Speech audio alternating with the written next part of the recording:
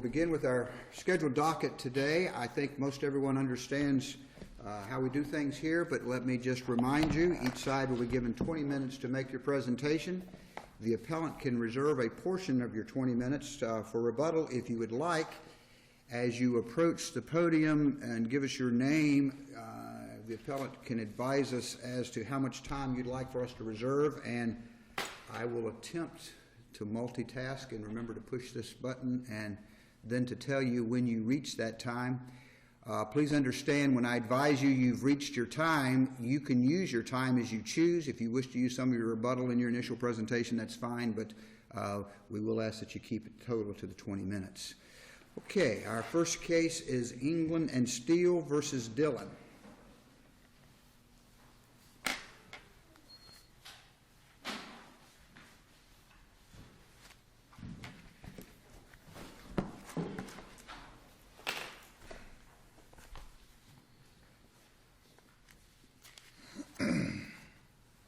Good morning.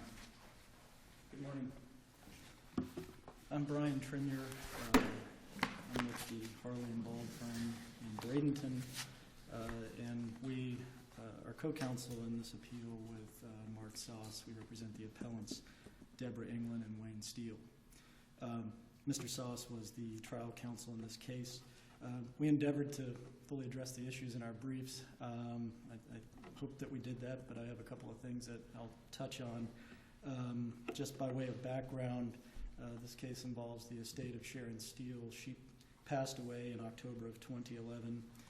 The appellants, our clients, are the niece and nephew or half niece and nephew of Ms. Steele. They challenged a will and codicil of Ms. Steele in this case based upon undue influence, among other things. The other parties include Mr. Chip Dillon. The will and codicil named him as a beneficiary. Was Mr. Dillon named as the personal representative of the estate, or was he named individually as, I guess, a beneficiary of the estate? How, in what capacity was this action brought against him? I believe he was the personal representative. He was the personal representative. My question is, was the action brought in the estate to overturn the will, or was this something that was brought against him individually, which I wonder how it ever gets to those issues? I believe it was brought within the estate proceeding against him. So the style should be Chip Dillon as personal representative of the estate.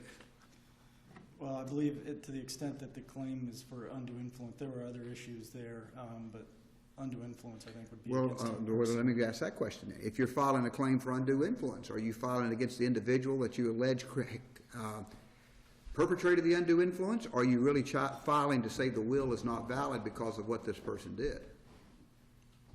I think it's not valid because of what the person did. So it's challenging the will and the estate as opposed to individual. Perhaps. Okay, go ahead. Mr. Dillon was named as a 15% beneficiary in the will and a 20% beneficiary in the codicil.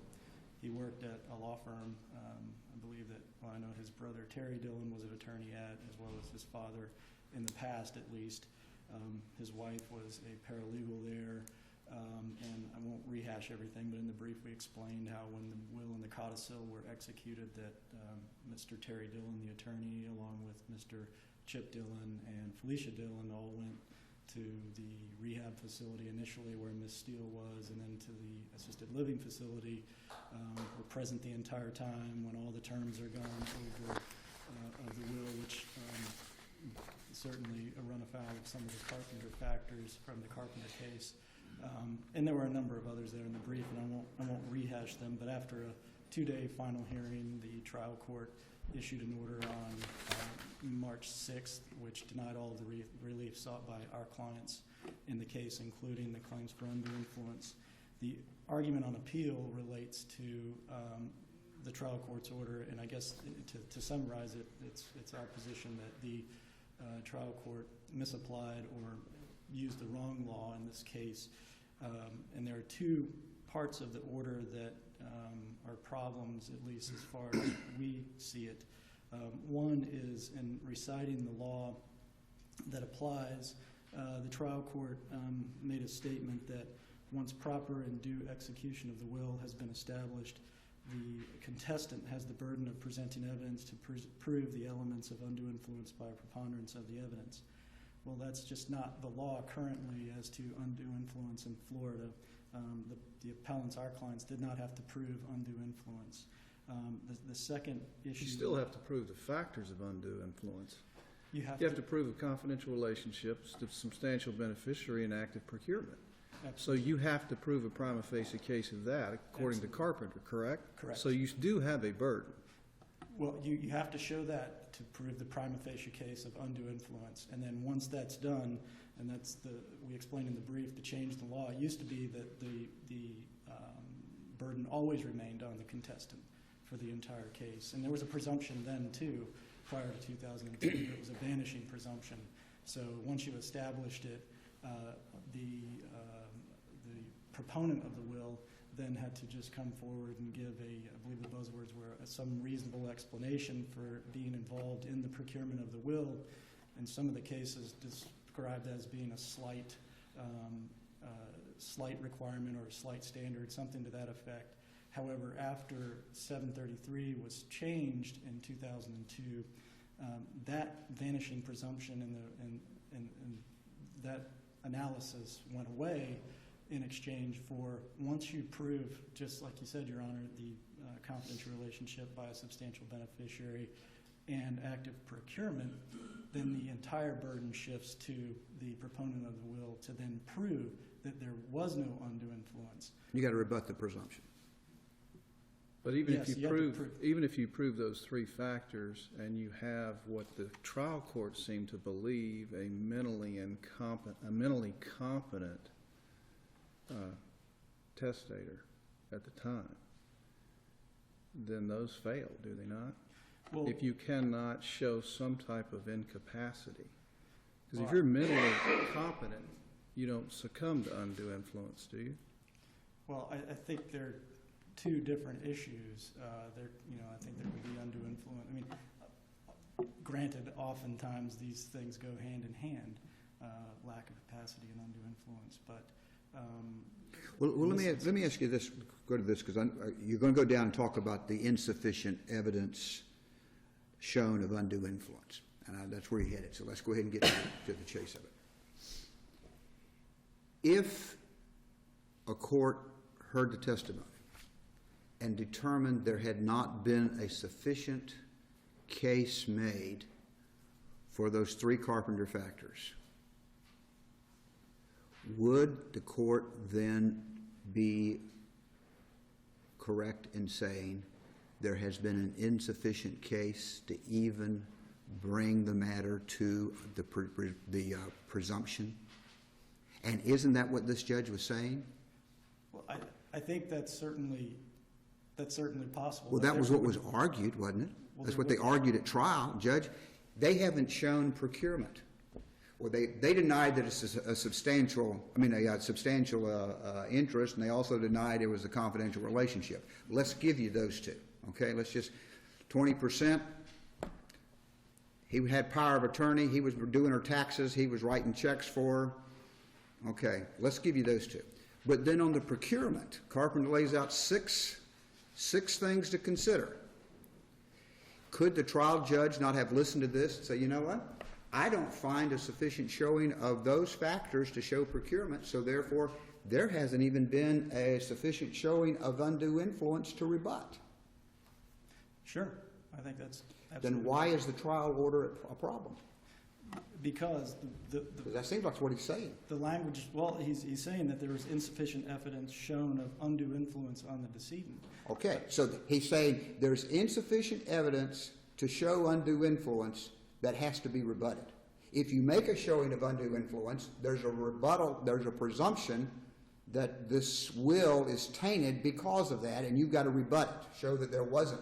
The Carpenter factors don't really result in an actual influence. There's a prima facie case showing, and this order seems to be saying, and having heard all of this, I don't even think they even raised that met the three Carpenter factors. And I think the issue, the real issue has to be the procurement issue and those six factors.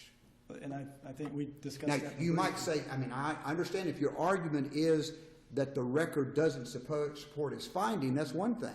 But if the argument is his order is incorrect on its face, I'm just asking, why is that not a fair reading, that that's what he found? I think it would be, but at the same time, I think there's also the record clearly supports. Okay, so let's go to the record, okay? Let's go through those 6 Carpenter factors on what you consider in determining to be active procurement. And help us with the record to show which of those factors is supported by the evidence in the record. Well, I would note first, I think I saw in the answer brief that I think they acknowledged that the presumption arose that it was established. But with respect to the Carpenter elements, you have the presence of the beneficiary at the execution of the will. They were present. He was there the entire time while it was explained. Can't get around that one. He was there. The beneficiary is present when the testator expressed a desire to make a will.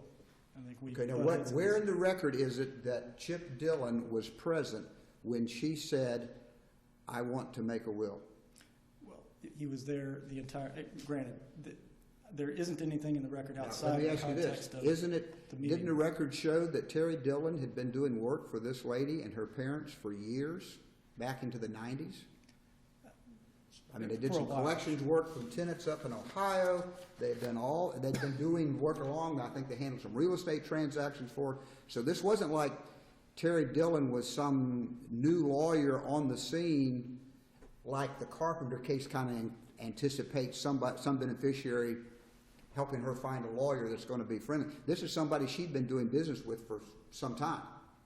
That's true. Okay. It had been her lawyer. Okay, and we don't have anything where Terry Dillon was actually there. I mean, Chip Dillon was actually there when she says, "I want to make a will." Not outside of the fact that they The were fact he there was for the going over meeting there and every the Friday and times. talking to her about her bills and all, the inference is, obviously, that's when it would have come up, and maybe Felicia said one time when she said something about it, he said, "Well, you need to call Terry." Yeah, there was that instance. That was with respect to the codicil. For respect to the codicil, Felicia, who was also a contingent beneficiary, so Correct. that could be a factor, but she said you need to call Terry. Correct. Okay. So third factor. Knowledge of the contents of the will by the beneficiary before execution. There, again, a lot of the issues stem to the fact that everybody was in this Felicia meeting. typed They all it, knew and She Felicia's typed it. Chip's wife, so therefore, Correct. we have to assume maybe that Felicia told Chip, "Hey, we're in this will," Perhaps. perhaps. But as far as, there's nothing on the record that showed that specifically happened. It has to be an inference. Correct. Yes, I reviewed the record, and I didn't. There wasn't any testimony about that exactly, but Okay. securing witnesses. Well, Mr. Dillon was. They the were the witness. witnesses. Taking the testator to the attorney. They went took the to attorney her. to him, to her. Correct. And then safekeeping of the will. This one, they took the will back. The testimony was that it was at Ms. Steele's request, because she apparently didn't have anywhere to put But when it. the codicil was executed, she kept both the will and the codicil at the home. That's correct. Okay. So with that record, the judge if the judge made a finding that I don't believe that meets the Carpenter test of even showing what we'll, I guess in criminal law would say, a prima facie case of undue influence, is that judge's finding a finding of law or finding of fact? What I'm going to is what burden do we use, what standard do we use to review that finding? Well, that would probably be part of both, I would Okay. imagine, to a certain extent. Mixed law and fact range, okay? But if you go back and look at Carpenter and in the cases that follow, they clearly say, I mean, I'll admit, not every single factor is satisfied, but certainly a lot of them are here. And you don't have to have all of them, and in fact, I think Carpenter and the cases after it recognize that there may Well, be other. here's part of my problem. Some of those Carpenter factors we have to rely upon what I could argue, if I were arguing the case for you, a reasonable inference. But that record also shows a reasonable inference that the niece and nephew were exercising influence over her too. And because, I mean, she hired the nephew to work for her for a while at the niece's suggestion.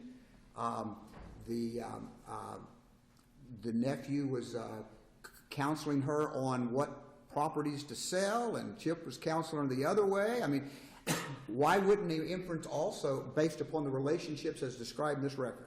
Because it sounded like everybody was having an influence on this lady, including her hairdresser. Because the hairdresser said, fire Chip and hire Marcia. Everybody's having an influence. Why isn't the reasonable inference that everybody is talking to her about the will? Well, the claims in the case are directed at them, but Well, I guess what I'm saying is why is that inference necessarily reasonable to Chip for some prejudicial or selfish motivation when it sounds like everybody was influencing this lady? well, I don't. The claim in the case is with respect to undue influences to him. But you agree that most of those Carpenter factors we have to take as an inference as opposed to specific record testimony. I think certainly He was there. He was a witness.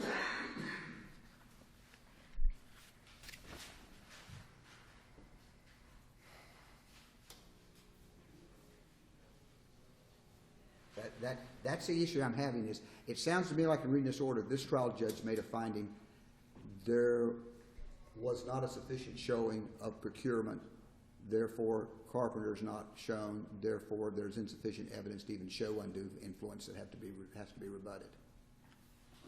Well,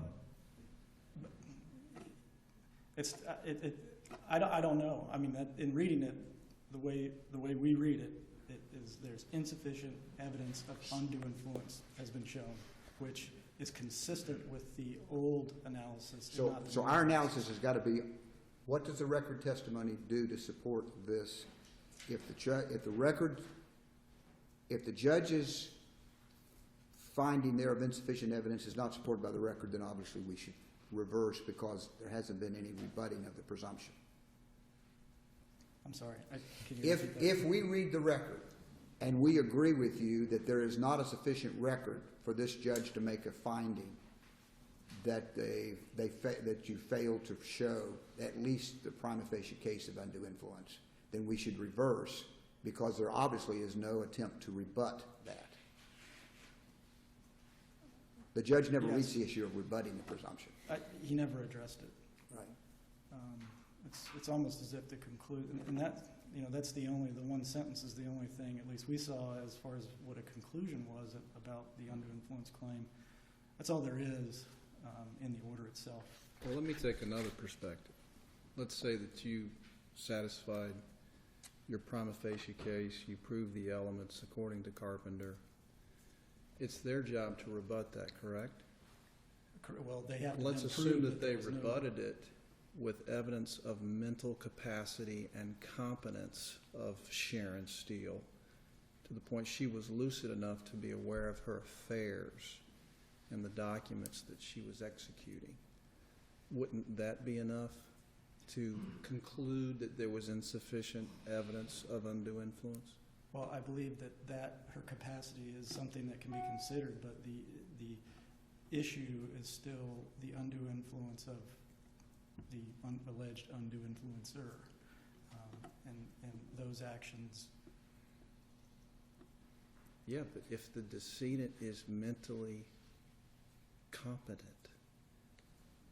this conduct's not going to influence her. Well, she made the decision on her own is basically what the court has concluded. And the court, clearly made a finding that she had capacity. Okay. And there was a lot, and that, to me, when I was reading the order, that's kind of what the order was all about, at least with respect to the ruling and the conclusions. It was less about undue influence with only the one reference. Did you want to save some time? Maybe just a couple of minutes. Okay. Am I almost done? You're about 18 minutes, so if you want to save a couple. Okay. I'll probably just cut it off there. Okay. The only thing that I would also mention is, we mentioned the issue about the professional conduct rule. This was a will and a codicil that quite frankly should never have been prepared in the first place by this particular lawyer, and we think that should be factored in the house. Okay, thank you. Thank you.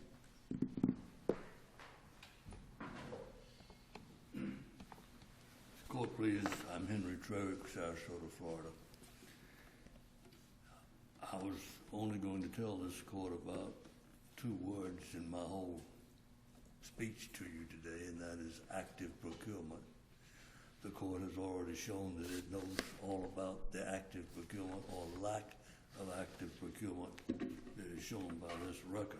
Well, let's go through those 6 factors with you and let you tell us what the record says about those 6 factors of active procurement. All right, sir. He was there. He was there when the will was signed and the codicil was signed, so we can't get around that one. That's correct. But standing by and listening to the lawyer ask a question and then witnessing the will, is that active procurement? But Carpenter says that is one thing you can consider. So we have to give him that one. He was there. Carpenter says you consider it, so let's consider that one. Now let's go on to the other 5. Well, first and foremost, the court accepted the presumption of the Carpenter case, and then ruled in accordance with the Diaz case. Both of these, of course, are cited in the briefs. Matter of fact, used almost the same language as the Diaz case uses in his order about insufficient evidence. There's got to be something active toward undue influence. I do not believe that the judge who wrote the Carpenter opinion would say that walking into a room, hearing a lawyer say, "Is this the will that you would like to sign, and will you witness it?" I don't think that judge would say that's active procurement. Well, I think Carpenter suggested that that could be a part of active procurement, because if a person has influenced them to write the will, and now they're being asked to sign it with that person standing there, if they're under influence, they're very unlikely to say, "No, I'm not going to sign it because I don't agree with it."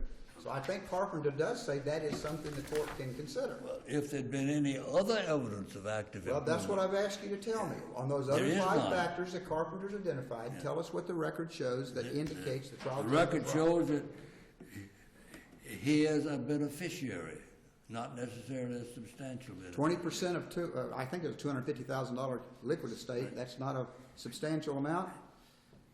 Shows he has the fiduciary relationship. He's got a power of attorney. He's writing her checks every week. He did her taxes for her. That's But not a not fiduciary. one word in the record, Your Honor, about anything about the will. As a matter of fact, he never discussed it with That's not what a fiduciary relationship is talking but about. this- He knew all about her finances because he did her taxes for her, charged her $200 to do it. If the court please, everybody's overlooking one of the sentences in the Carpenter case, which is, "Within this sphere, the trial fact is vested with discretion to determine whether or not the facts show active procurement."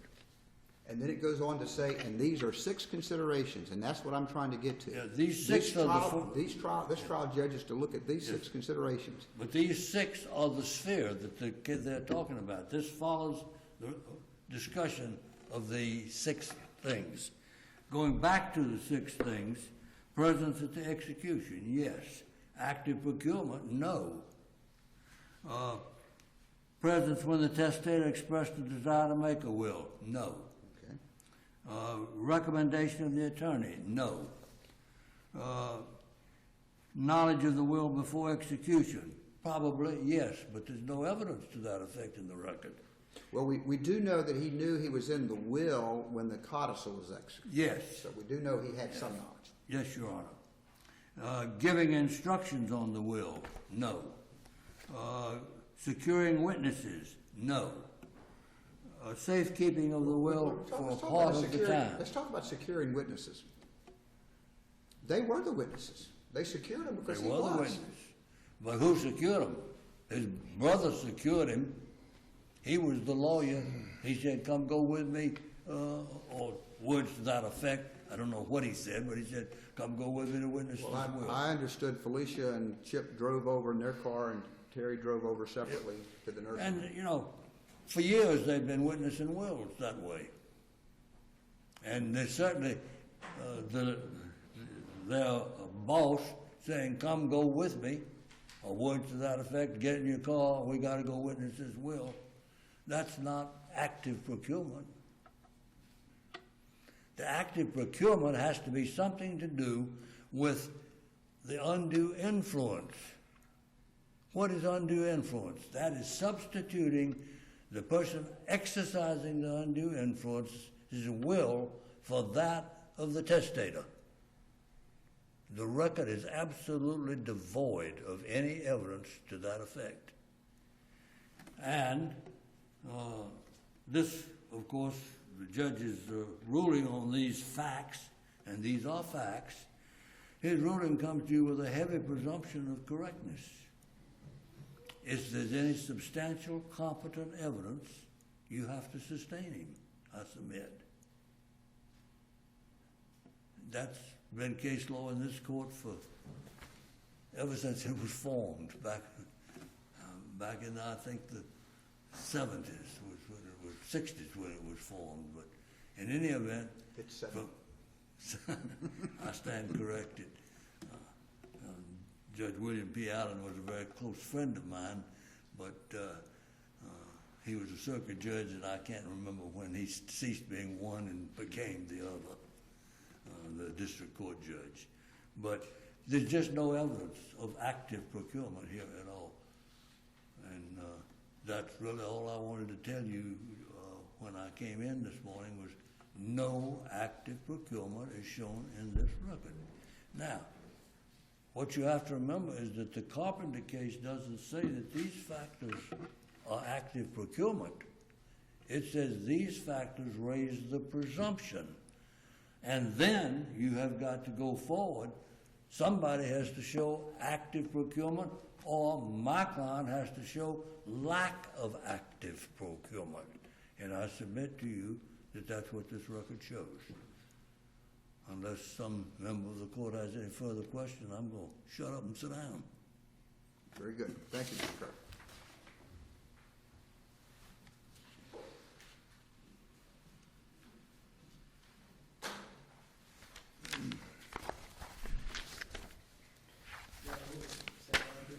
Very good. Thank you. Thank you both. Interesting case.